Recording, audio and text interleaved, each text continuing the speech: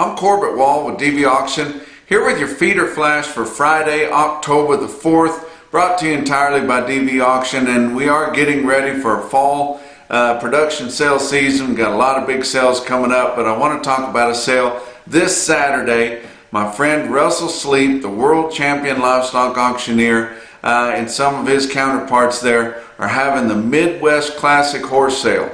It's going to be Saturday, 10 o'clock in the morning. Got about 150 head of horses consigned. Good kind of stock, guys. They're really looking at building a premier horse sale, and it's going to be right there in Clarinda, Iowa, at the nice facility at Clarinda Livestock Auction. And don't you guys let that address fool you. All these guys that are included in this horse sale, putting it together, are real cowboys. They all rope. They know good horses. And there'll be some good kind of horses there. So get on dvauction.com and watch the Midwest Classic Horse Sale on Saturday, October the 5th. Well, I come back from Omaha, Nebraska, and very excited to share with you guys everything that happened at the big rally to stop the stealing in Omaha, Nebraska on Wednesday there. And I've been talking about it for a couple of 3 weeks here. And got there and ended up having a lot bigger crowd than what we thought. I was thinking maybe 200 or 300 people there. There was easily 400, maybe closer to 5 at some guesses. It was a fun time, a fun atmosphere when it started. Everything was going great. We had busloads of people come in.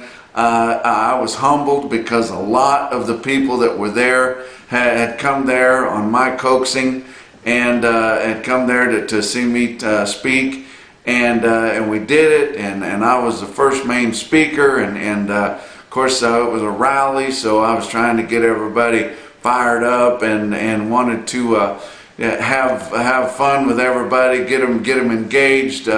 If you've ever come to any of my talks, I usually try to put a little humor in there, or my brand of humor in there. I have in the past stepped on some toes with that. I always start out my talks by saying I want to apologize for those that I'm about to offend. Nobody got up and left. Didn't seem to bother anybody. Everybody had a good time. I had some jokes there, poked fun at a few people. The biggest resounding laughter come from me making fun of a feedlot manager, so I guess I'm anti-feedlot manager. But anyways, it come out after the whole deal washed over, and not a lot of sparks really flew, even though we had some good speakers there, and it got a little bit kind of fiery at the end, but everybody was a little bit on edge because of all the different organizations that put that on, and not really known to get along, and you know, you could kind of smell a rat in the room, or 4 or 5, and we were just a little bit leery of the whole deal. And I tell you what, it was my fault. I had a lot of people that you know, warned me against that and told me not to do it. I was a little bit edgy about the whole deal, and that is why I went totally on my own and didn't charge any of my trip expenses to anyone at the rally, to any organization, to my employer, to any sponsor, to any advertiser. It was totally me and my privately owned pickup headed up the road, and all the expenses come out of my personal bank account.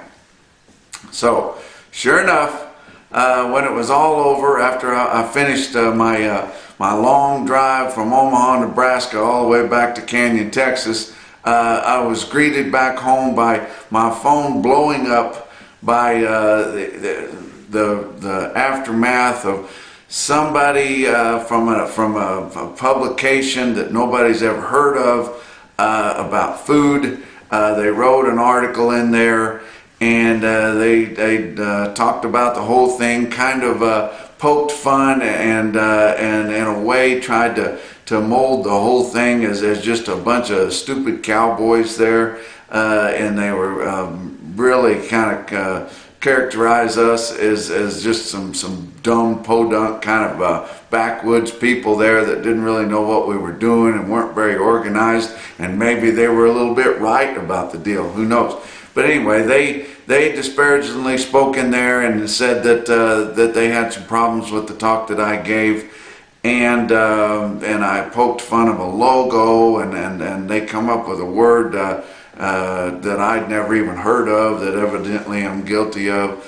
And anyway, as bad as that was, which really wasn't that bad, then one of the trade associations that was there, the main ones that reeled me in, they came out condemning my entire speech on social media, and refused to not only take up for me, but refused to just stay out of the deal. And the statements that they made on their social media were even worse than what was in the article to begin with.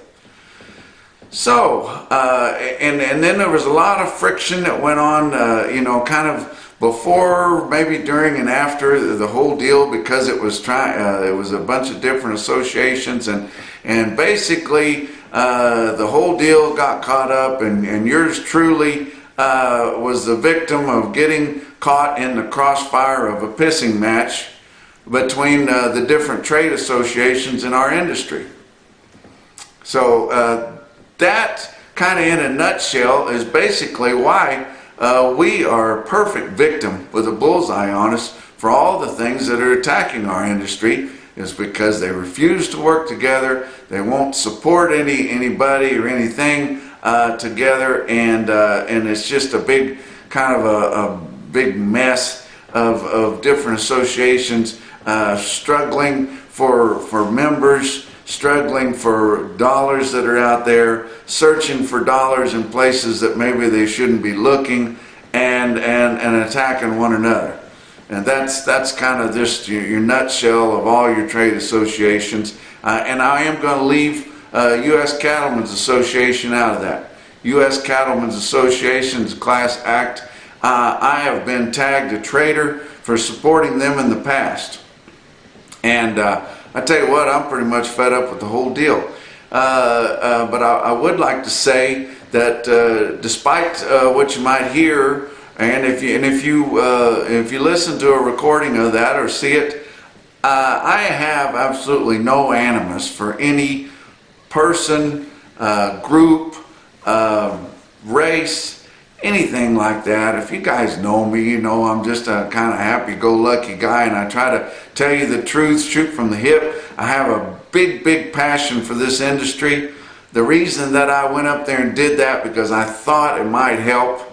I just was not aware of the corruption that's top to bottom through all these associations, and have what they'll do to try to fight one another off, or get some bad press for another one of their competing associations. And I say competing associations, and supposedly we're all supposed to be going towards the same thing, which is the sustainability of cattle production, and people being able to continue to do what they love in this business that most of us are all supposed to be fighting for. But the fake news coverage of the rally was horrible. You had CNN fake news. I tell you what, by the time this week's over, I know exactly, or not exactly, but I have a feeling for how President Donald Trump feels because of the fake news that's around. The biggest trade association was responsible for a statement to come out that was talking about how the whole rally was just Trump bashing, and that that everybody was in support of Elizabeth Warren. I don't know where that come from. Unbelievable. In fact, they had a picture on there of the crowd, and I don't know how they found a picture of the crowd that didn't have a MAGA hat, because they were throughout. My good friend Brad Hahn brought me my new favorite shirt ever that I'm going to wear proudly. And if you guys look at that, if that's not awesome, I don't know what is. When I began my talk, I said, I hope nobody's here to do any Trump bashing, because I'm in the wrong place, because I'm definitely not going to do it. If you guys ever watch me, you know what a big Trump supporter I am. And it offends me that somebody would say that I was bashing Trump, didn't support Trump, involved in something that was not supportive of him. Now, there was some of the other speakers that were kind of hard on Sonny Perdue, but after some of the statements that he made earlier in the week, I don't know that we couldn't be kind of hard on him, saying that there's no guarantee that the small farms are going to survive. That in America the big get bigger and then the small go out. That's not what we're looking for. But I tell you what, very disappointed in the whole deal. I did get to meet and talk to a lot of great people there, and I don't regret that. I met some really good people, a lot of people that watch this market report. This is a market report. I'm not on here, trying to turn the tide or reverse the Earth's axis or anything like that. It's a market report, and I'm talking about things that are going on in the industry. If you don't understand that and you're not interested in that, I don't know what you're doing watching it.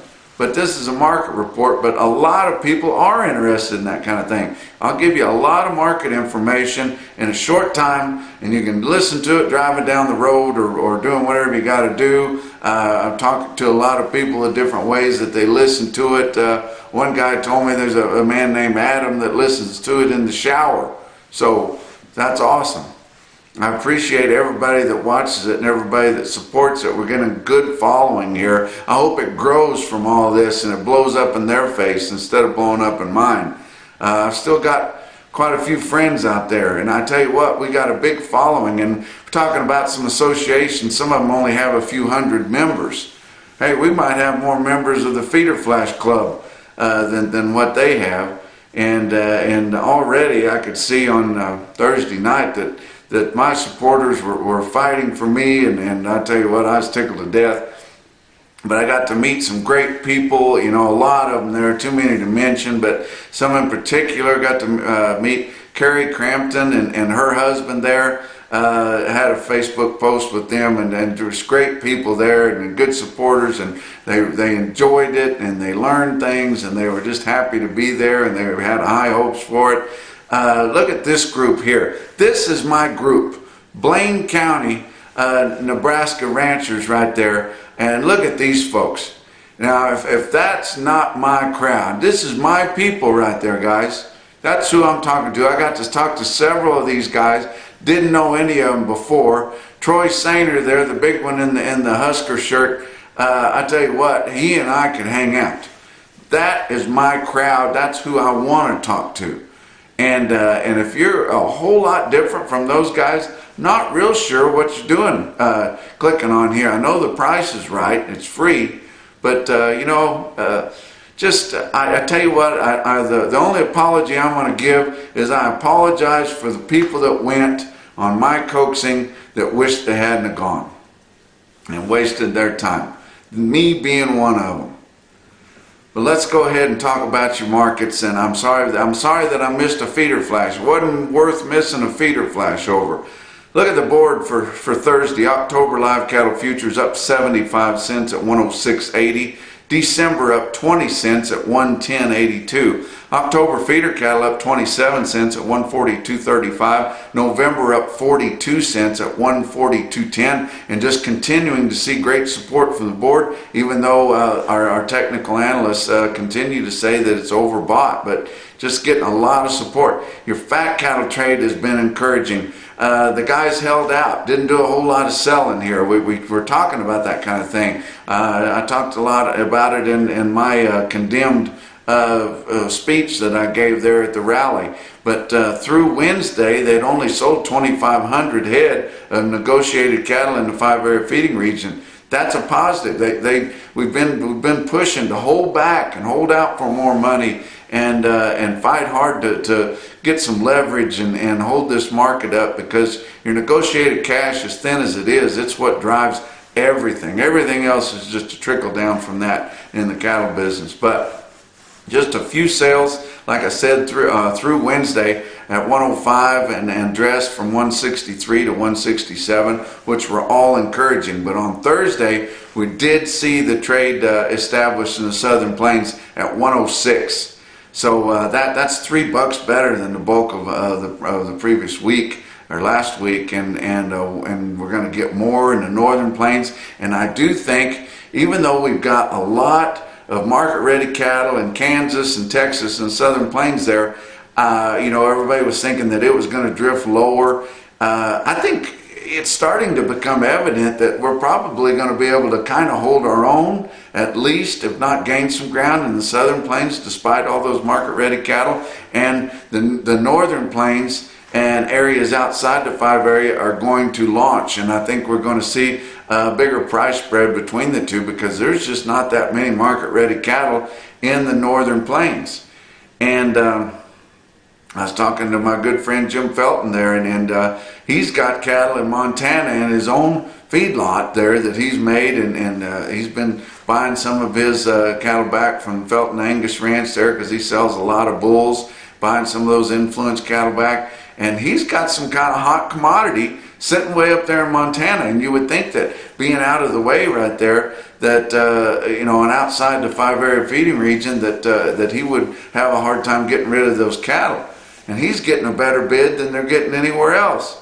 And so I want to thank him for his support. And I want to thank him for his friendship and passing on information, and all you guys that pass on information. And I'm not sure how big this deal is going to blow up, but you guys that have a problem with me mentioning you on here, don't hesitate to let me know. Send me a text or a private message, or call me and say, hey, I just assumed you didn't talk about me or didn't mention my market in your sale barns and your individual quotes, because I talk about a lot of markets, and most of the guys I don't get any okay from. But if you got a problem with it, be sure and let me know. Box beef cutout values have been lower this week. They were kind of mixed on Thursday, but choice cuts on Thursday, 212.06 down 91 cents. Selects at 187.21 up $1.31. And but for the week, we're about $2 to $3 lower than what we had on the bulk of last week's trade. Your slaughter been pretty aggressive, but we knew it was going to kind of not be one of those big heavy weeks. But 467,000 is exactly the same as where we were at a week ago, and just 8,000 less than a year ago when we had all the plants up and running. And we've been catching up, or more than catching up, on Saturday here ever since the Holcomb plant fire. But your actual dressed steer weights for the week ending September 21st come in at 896 pounds. That's up 5 pounds, and man, we've been on a roller coaster there, but that's up 5 pounds from the previous report. We are getting some sizable weights in here. A lot of that is, I tell you what, whenever the grading was so good there for a while, and there was a lot more prime product and that really high quality stuff on the market, we found that there was a big market, big demand for that. And now that we're kind of getting back into a normal realm here, especially in the Southern Plains, they're just wanting them to feed them longer to try to get those carcasses to have a higher quality grade, to get into that niche demand for that really good stuff. And so they're coaxing them to feed those cattle a little harder and a little bit longer, even though it's not as efficient. And that's another reason that we've got a premium for those cattle up there in the Northern Plains, especially over in Iowa, where they have so many of those really top quality cattle. Let's talk about your feeder cattle markets. Your real-time index on Cattle Market Central late in the day on Thursday at 143.69, up 15 cents compared to Wednesday, but up 47 cents since the last time we visited. So we've been seeing gains continue, and they're slow, steady, calculated gains, not just bouncing all over the place. And we're starting to get a lot of volume in there, so that index level is something you can really sink your teeth into. On Wednesday, because since we didn't talk about your biggest sale, OKC West in El Reno, Oklahoma, 6,700 head there. And so not seeing big, heavy movement there, but I tell you what, it has been wet down here, guys. I got back to Amarillo area there, and water standing in the fields all over. Freshly planted fields of wheat, and I tell you what, the wheat is going to be rank, and guys will not be able to sit and watch all that forage be growing up in the wheat fields and not have something on it. But there's going to be more wheat than we can graze in the southern plains, because the moisture has just been an absolute godsend, and everybody is so excited about it. We've had about 4 to 6 inches right around the Amarillo, Texas area, all in the Texas Panhandle. Been more than that in other spots, and it's went over into western Oklahoma and Oklahoma Panhandle. It's just been all over everywhere, and all in the hard red winter wheat region. It's just been fantastic, but going to be lots and lots of grazing. But at OKC West and El Reno, feeder steers $1 to $4 higher, feeder heifers mostly steady. Didn't have a good test or comparison on the calves, but good sale there and big gains in Oklahoma City or OKC West and El Reno, Oklahoma. Look at another sale, individual quote out of El Dorado, Kansas there, and a good sale there. And they had some big steers come in there, 73 head, 805 pounds at $153 1/4. Wow, big price there. But man, the hottest sale on Thursday was out there at Ogallala Livestock Auction in Ogallala, Nebraska. Dwayne Mays and them, you know, the best people you'd ever want to do business with there, and really good guy there involved with Western Video Markets, and they've got a good sale there. And man, you get out in that western Nebraska area, and then there's a lot of demand for those really top quality cattle. Look at this market report, automated report on Cattle Market Central, right from the block at Ogallala. Real-time information, but look at your best tested weights there on the steers, because I haven't had a sale for a couple of weeks there, so it was hard to get a trend, but definitely higher. But 400 head in the 7-weight steer category, average 749 at 150, 180. 741 head of the 8-weight steers, averaged 852 at 148, 19. 436 head of the 9-weight steers, averaged 949 at 142, 26. And I wanted to show you a little closer look even on your 8-weight steers. Look at these 8-weight steers. These are the load lots that I pulled out of Cattle Market Central from Ogallala right there. All of them are in the 150s on 8-weight steers. It's unbelievable, except for one load in there that's might be the highest ones of all, because they weighed almost 900 pounds. 61 head of 890 pound steers in Ogallala, 149.75. That's your feeder flash for Friday.